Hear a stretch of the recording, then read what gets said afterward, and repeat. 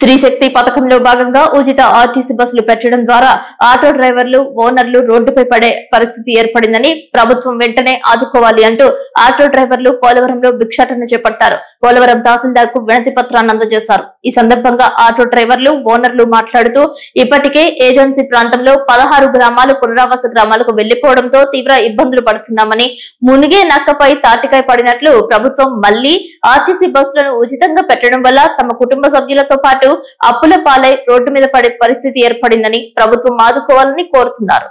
నా పేరు ఎర్నాల్ జాన్ బాబు. నేను ఈ ఆటో వృత్తిని గత 20 సంవత్సరాలుగా ఎన్నుకున్నాము. ఆటో డ్రైవర్లు అందరూ కూడా ఈ రోజున్న పరిస్థితుల్లో ఇంట్రో డిగ్రీ చదువుకున్న వాళ్ళందరూ ఏ ప్రభుత్వం కూడా జాబ్ లేక ఈ వృత్తిని మేము ఎంచుకున్నాం. అందరం కూడా సొంత సెల్ఫ్ వృత్తి కింద ఈ ఆటోలో మేము నమ్ముకొని ఉన్నాము. కానీ ఇప్పుడున్న పరిస్థితుల్లో ఆటో డ్రైవర్ పరిస్థితి ఎలా ఉందంటే చాలా హీనంగా ఉంది.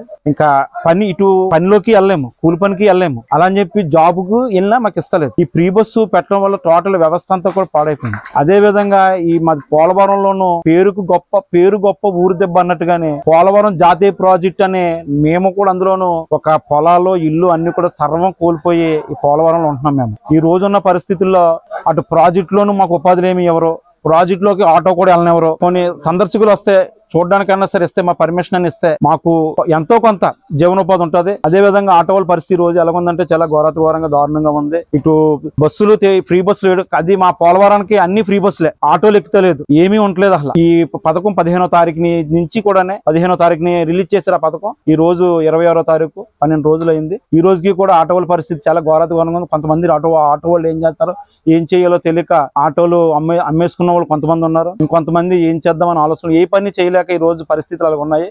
ఇటువంటి పరిస్థితుల్లో ప్రభుత్వం ఆదుకుని చదువుకున్న యువతకి ఆటో డ్రైవర్లకి ఏదో ఒక ఉపాధి అవకాశాలు చూపించి కొన్ని బ్యాంకులలో ఇప్పించి వాళ్ళ చేత నైతిక ఏదైనా అభివృద్ధులు చేపించి వాళ్ళకి ఏదైనా లోన్లని అదని ఇదని ఇచ్చి వ్యాపారాలని ఇంకోటని చేపించి, లేదంటే చదువుకున్న యువతకి ఆర్టిస్టులో గానీ ఇంకో దాంట్లో ఏదోటి అలా చదువుకున్న దాన్ని బట్టి ఏదోటి అవకాశాలు కల్పించాలని, ఒక కనీస జీతభృత్తులు మాకు అందించాలని, మా ఆటో డ్రైవర్లను ఆదుకోవాలని ఈ ప్రభుత్వాన్ని మేము వినవించుకుంటూ వేడుకుంటున్నాం.